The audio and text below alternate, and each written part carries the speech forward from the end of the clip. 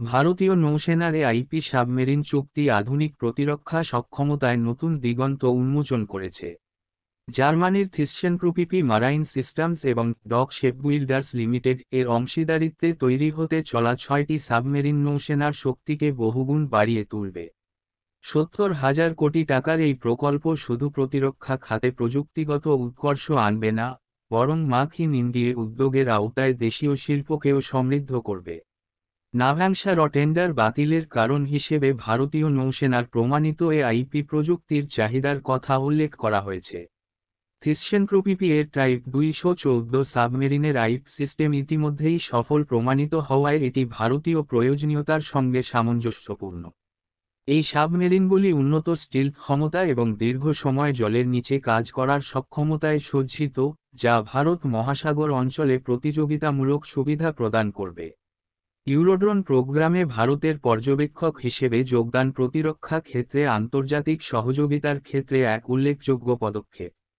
ভারতের এই অংশগ্রহণ প্রযুক্তিগত উন্নয়ন, যৌথ উৎপাদন এবং সামরিক বিমানশক্তি বৃদ্ধিতে গুরুত্বপূর্ণ ভূমিকা পালন করবে। ইউরোপের আইরবাস, ড্যাসল্ট এবং লোনার্ড নেতৃত্বে পরিচালিত এই প্রকল্প ভারতীয় প্রতিরক্ষা শিল্পকে নতুন মাত্রায় নিয়ে যাবে। ভারতের জন্য ইউরোড্রোন শুধু একটি পর্যবেক্ষণমূলক প্রোগ্রাম নয়, বরং এটি একটি বৃহত্তর কৌশলের অংশ।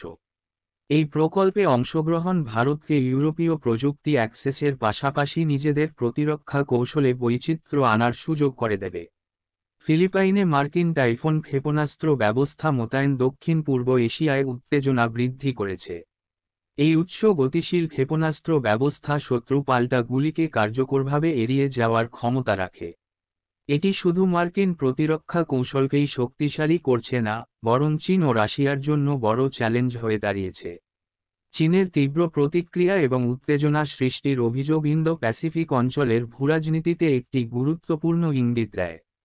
টাইফুন মোতায়েন শুধু সামরিক কৌশলের বিষয় নয়, বরং এটি একটি বৃহত্তর প্রতিরক্ষা কৌশলের অংশ যা মার্কিন যুক্তরাষ্ট্রের প্রভাব বিস্তারের প্রতীক।